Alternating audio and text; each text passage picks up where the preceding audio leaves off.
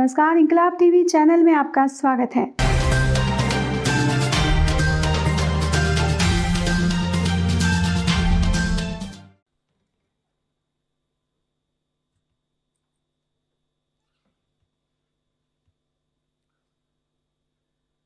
नमस्कार। Health ministry की weekly briefing के लिए हमारे साथ हैं health secretary DG ICMR and additional secretary from the ministry of health. तो मैं रिक्वेस्ट करूंगा कि हेल्थ सेक्रेटरी साहब अपना प्रेजेंटेशन स्टार्ट करें। नमस्कार। ये प्रेजेंटेशन दो भागों में है। पहले भाग में हम आपको देश में जो इन्फेक्शन की स्थिति है उसके बारे में बताएंगे और दूसरे भाग में ये बताएंगे कि वैक्सीनेशन की क्या स्थिति है। अगर मुख्य हाइलाइट्स देखें तो number of vaccine doses administered 25 lakh से अधिक हो गई हैं आज दिन 2 बजे के आंकड़ों के आधार पर। एक्टिव केसेस लगातार घट रहे हैं। इस समय 1,75,000 एक्टिव केसेस हैं कोविड-19 के देश में। ये स्थिति 7 महीने के बाद आई है और ये केसेस एक डिक्लाइनिंग ट्रेंड दिखा रहे हैं, स्टेडी एंड कॉन्टिन्यूअस डिक्लाइन। अगर प्रतिदिन होने वाली कोविड की मृत्यु की ओर दृष्टि दौड़ाएं तो ये 125 से कम हो गई हैं प्रतिदिन और ये स्थिति 8 महीने के बाद आई है। और अगर क्यूमुलेटिव पॉजिटिविटी रेट, देश में जो पॉजिटिविटी रेट है अभी तक का, उसे देखें तो वो 5.5% है और ये भी लगातार घट रहा है। प्रतिदिन का जो पॉजिटिविटी रेट है वो इससे भी कहीं कम है, उस पर हम आगे आपको बताएंगे। ये कुल केसेस हैं 1,07,00,000 और केस प्रति मिलियन अगर देखें तो 7,700 केस प्रति मिलियन हैं। एक्टिव केसेस जैसा मैंने आपको बताया 1,73,000 हो गए हैं और ये कुल केसेस के केवल 1.62% हैं। मृत्यु प्रति मिलियन 111 हैं, ये विश्व के सबसे कम मृत्यु के आंकड़ों में से हैं। और अगर टेस्ट देखें तो 19 करोड़ से ज़्यादा टेस्ट देश में हो चुके हैं। टेस्ट प्रति मिलियन 1,40,000 है। पॉजिटिविटी जैसा मैंने आपको बताया था कि क्यूमुलेटिव पॉजिटिविटी 5.5 है और जो लास्ट वीक की पॉजिटिविटी है वो 1.81 है। इसमें भी लगातार गिरावट देखी जा रही है। केस फर्टिलिटी रेट भी गिर रहा है, 1.44% है। Overall cumulative case fertility rate is only 1.44%. However, if we look at last week's case fatality rate, then it is even lower, it's 1.07. दो राज्य अभी भी ऐसे हैं जहां 40,000 या इससे ज़्यादा केसेस हैं। ये हैं केरल जहां 72,000 से ज़्यादा एक्टिव केसेस हैं और महाराष्ट्र जहां 44,000 से ज़्यादा एक्टिव केसेस हैं। जैसा हम आपको बार बार बताते हैं, एक्टिव केसेस का अर्थ है कि ये लोग या तो अस्पतालों में हैं या होम आइसोलेशन में हैं और मेडिकल केयर के अंतर्गत है। अगर आप हर दिन आने वाले नए केसेस के ग्राफ को देखें, हमने आपको 7 डे मूविंग एवरेज दिखाया है इस ग्राफ में, तो आप ये पाएंगे कि ये लगातार गिर रहा है। जो इसका हाईएस्ट पॉइंट था, जो पीक था डेली न्यू केसेस का, वो हमने मिडिल सितंबर में देखा, when daily new cases had touched a high of 95,000 and now they have continuously declined. पिछले 24 घंटे में 11,666 नए केस हुए हैं। अगर हम प्रतिदिन होने वाली मृत्यु का ग्राफ देखें तो ये 130 8 महीने के बाद उससे भी कम हो गई हैं। 123 मृत्यु पिछले 24 घंटे में दर्ज की गई देश में कोविड से। और यहाँ भी अवस्था बेहतर है, वहाँ मल्टीपल पीक्स आ चुके हैं जो आप इसमें देखेंगे। कई जगह वो पीक अभी भी चल रहे हैं। तो ये चिंता का विषय है और ये दिखाता है कि किसी भी देश में जो भी बेनिफिट हमने अनेक प्रयासों से प्राप्त किए हैं वो जरा सी भी चूक होने पर गंवाए जा सकते हैं। Therefore, there is a need to be continuously on guard and to adopt COVID appropriate behavior going forward. अब अगर विश्व में मृत्यु को देखें, कोविड से होने वाली मृत्यु को, तो आप देखेंगे कि यूएसए में ये लगातार बढ़ रही हैं। 3,355 तक एक दिन में मृत्यु यूएस ने रिपोर्ट की हैं। यूनाइटेड किंगडम को देखें तो वहाँ भी बढ़ रही हैं। 1241 मृत्यु 24 घंटे में यूके ने रिपोर्ट की हैं। जर्मनी को देखें तो लगभग 894 डेथ्स इन 24 आवर्स। फ्रांस का जब पहला पीक था तो उन्होंने 975 डेथ्स रिपोर्ट की। रशिया में 553 और हमारे देश में 123, जैसा मैंने अभी आपके समक्ष रखा। अभी भी 2 राज्य ऐसे हैं जहां की देश के कुल एक्टिव केसेस का 67%, 67% of the total active cases of COVID in the country is in Kerala and Maharashtra. Then we have UP, Karnataka, West Bengal and the rest of the country. अब वैक्सीनेशन की बात करते हैं। ये global comparison है। हमारा देश fastest था to reach the first vaccines. Bharat में ये 6 दिन में हुआ, यूएस में 10 दिन में हुआ, स्पेन में 12 दिन में, इज़राइल में 14 दिन में, यूके में 18 दिन और इटली में 19, जर्मनी में 20 और यूएई में 27। तो ये तो पहले 1 मिलियन की कहानी है। अब हम आपको बताते हैं कि 26 जनवरी तक विश्व के देशों में कुल हुए वैक्सीनेशन की क्या स्थिति है। ये 26 जनवरी के आंकड़े इसलिए क्योंकि ये हमारी वेबसाइट से नहीं है, ये अवर वर्ल्ड इन डाटा एक एस्टैब्लिश्ड वेबसाइट है जो सभी देशों के आंकड़ों को प्रस्तुत करती है। ये वहाँ से लिए गए हैं। अपने देश के लेटेस्ट आंकड़े मैं आगे आपको बताऊंगा।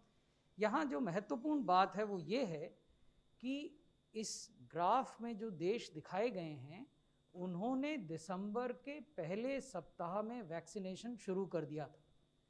That means that most of the countries here are showing their progress of 50+ days. They have done vaccination for 50 days. Whereas India on 26th of January had done vaccination only for 11 days. ये बड़ा अंतर है। हम जिन आंकड़ों की तुलना कर रहे हैं वो 50 दिनों के आंकड़े हैं कुछ देशों के मामलों में और भारत के मामले में 11 दिन के आंकड़े हैं। तो अगर इन आंकड़ों को देखें तो हम 5वें नंबर पर हैं। 26 जनवरी को थे 5वें नंबर पर। 2.03 मिलियन हमने वैक्सीनेशन 26 जनवरी तक किए थे अन्य देशों के मुकाबले में। यूएस नंबर 1 पर थे उस समय, United Kingdom number 2, Israel number 3, United Arab Emirates number 4 और उसके बाद Bharat. Germany, Italy, Turkey, Spain, France, Brazil, Russia, Mexico, ये सारे देश जिन्होंने कि दिसंबर के पहले या दूसरे हफ्ते में वैक्सीनेशन शुरू कर दिए थे, ये सब भारत से नीचे हैं। वैक्सीनेशन की उपलब्धि को देखें तो उस आधार पर ये लेटेस्ट आंकड़े हैं देश में वैक्सीनेशन की। Progress so far, these are cumulative figures of कोविड-19 वैक्सीनेशन इन द कंट्री। हमारे देश में अब तक कोविड-19 वैक्सीनेशन के जो प्रोग्रेसिव आंकड़े हैं वो मैं आपके समक्ष प्रस्तुत कर रहा हूं।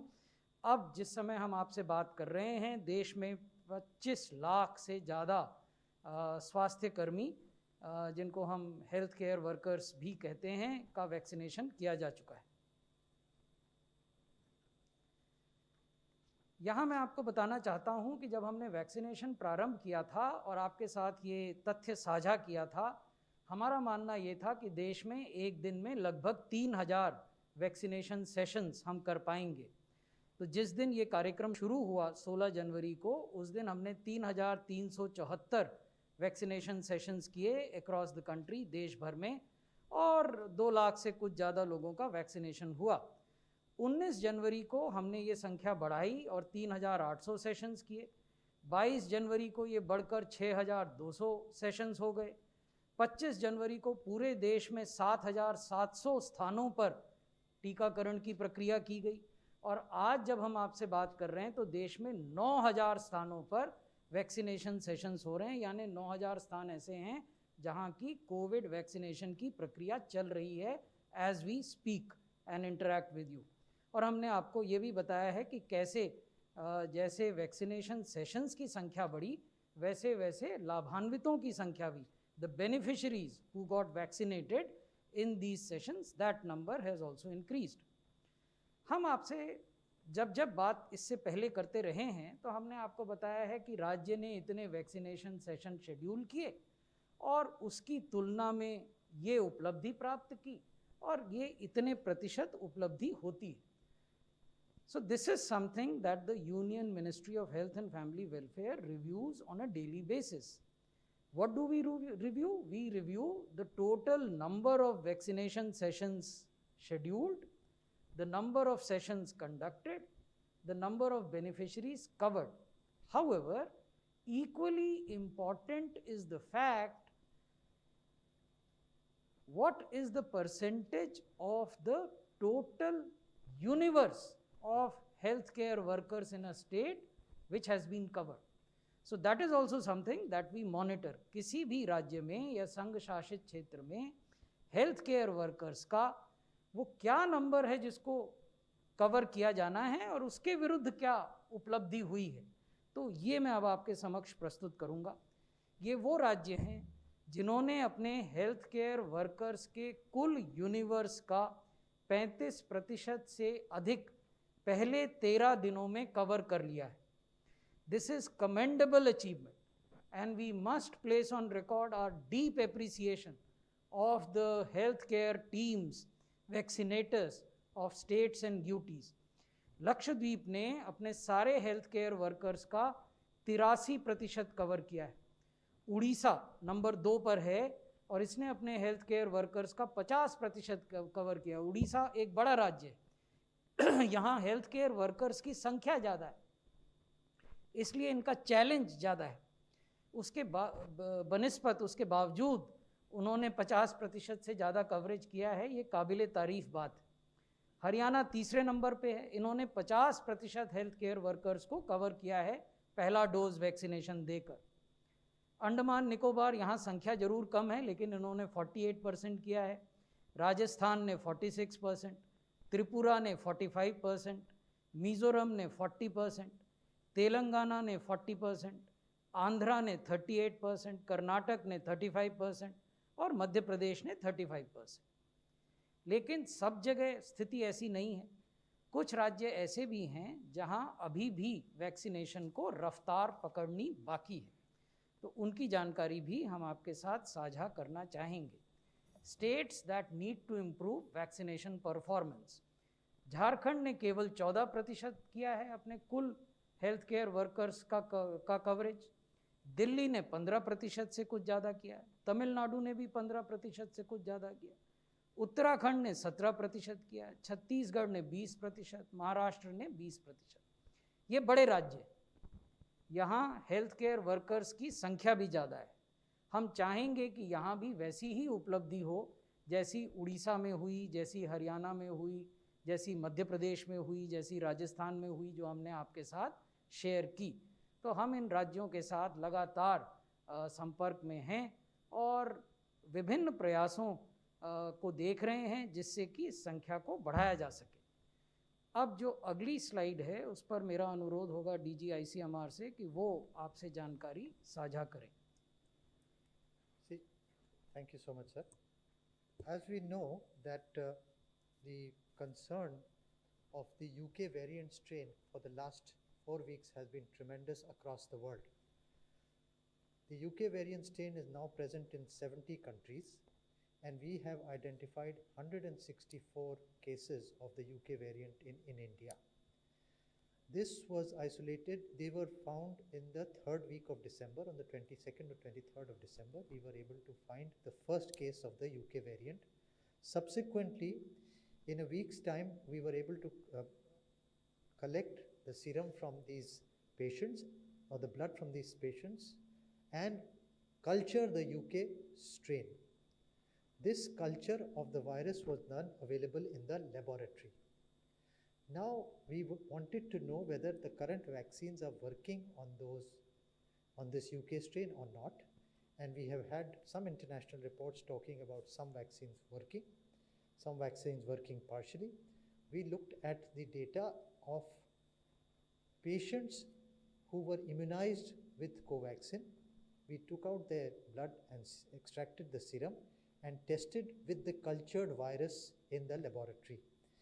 And we found that the neutralization of the UK strain was equivalent to the Indian strains that were circulating in India for the last 8 or 9 months. So this is a very reassuring news for us that the UK variant can be tackled by this vaccine.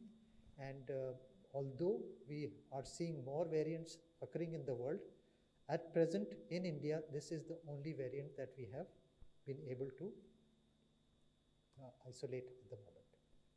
Thank you. Thank you very much, sir. Friends, if there is any question, we can take your questions. 21.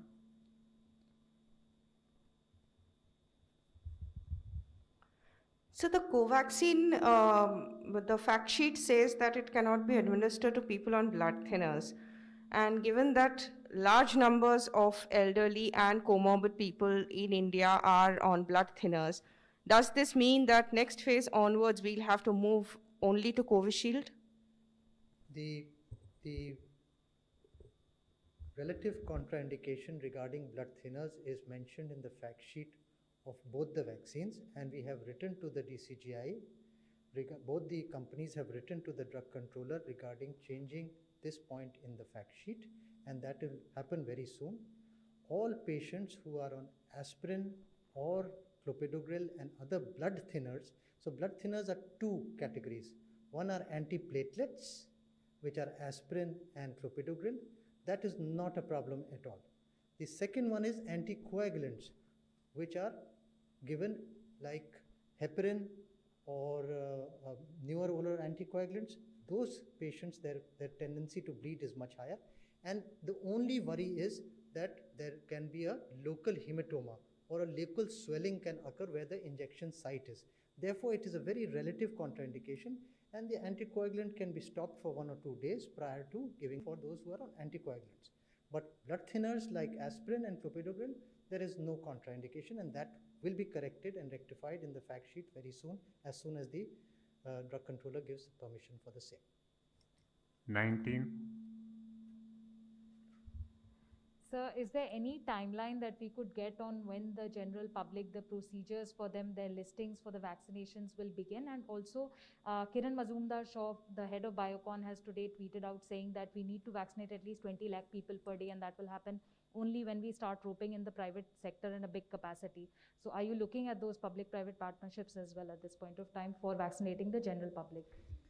Not only Ms. Kiran Mazumdar-Shaw, but we engage with all stakeholders in the private sector. Specifically, Ms. Shaw, I have engaged with her. We have got inputs from her, and we are actively examining those inputs. Sir, there is one online question. How is the ministry dealing with vaccine wastage across the country? When we started the program, we had factored in a 10% wastage while administering it across the country, and we have issued very detailed guidelines to the states and UTs how to avoid wastage of vaccine. We have made our digital platform more flexible, and we have permitted that apart from the scheduled 100 people, you can, that is the person who's handling the vaccination session at a particular site, he or she can add additional people as long as they are part of the database. This has been done to ensure that there is lesser wastage. Going ahead, we would also be sharing the data of wastage as we analyze it. Number 10. So my question is on Lakshadweep. What exactly is happening there? Because we have reports of a growing number of cases and pressure on the hospitals there. So how many active cases are we looking at a small island like Lakshadweep, and what is the government doing currently to monitor? Lakshadweep, as you know, till 3 weeks ago was free from COVID. So that is fact number 1. Fact number 2, the one positive case in Lakshadweep came from Kochi on a ship, and then it spread to the close contacts of this positive person. 23 close contacts were identified by the local administration. All of them were tested. 14 were found positive. So this positive person, the original patient, and the 14 persons in close contact who were found positive have all been physically isolated, and it has not spread further. I would like to repeat, it has not spread further. So there is no cause for worry as far as Lakshadweep is concerned. Last question, 13. So Sneha from CNN, I want to ask you, how are you ensuring more flexibility vis-a-vis the use of the CoWIN app, given the fact that some walk-in vaccinations have also had to be allowed? What are the other ways that you're looking at to make this process of getting vaccinated more simpler? You see, walk-in is a very loose kind of term. It does not imply what is happening. Walk-in gives the impression that anyone can walk in to a place where vaccination is happening, and such walk-in people will be vaccinated. This is not what is happening. There is a defined universe or a database which needs to be saturated by administering 2 doses. And that database or universe has been pre-populated onto the CoWIN digital platform. So the first flexibility, as I just said, is that apart from the original scheduled 100 people, suppose only 80 or 50 or 60 turn up, and you have vaccine and you want to vaccinate more people, and there are people willing to be vaccinated who are part of the database, so they can be added. This is first flexibility. The second flexibility is that if a state on a particular day want to increase the total number of scheduled sessions, say from 100 or 300 to 500 or 600, that flexibility has also been given. The third important thing that has been ensured is that in bigger hospitals which serve as vaccination centers, if they want to operate multiple vaccine sessions simultaneously, say for example AIIMS New Delhi, if they want to run 3 vaccination centers simultaneously, they can. So the digital platform provides for it. So these are the various flexibilities that we have provided. We have also ensured that 2 certificates will be given to each beneficiary. One is a provisional certificate which certifies that the first dose has been given. This is also digital and QR code based. Second is the final certificate which says that both the doses have been given. That is also digital and QR code based, and both can be stored either in the mobile or in the DigiLocker. Thank you very much, sir. Thank you, friends. Inquilab TV channel यदि आपको पसंद आता है तो इसे like कीजिए, comment कीजिए और सब्सक्राइब करना ना भूलिए।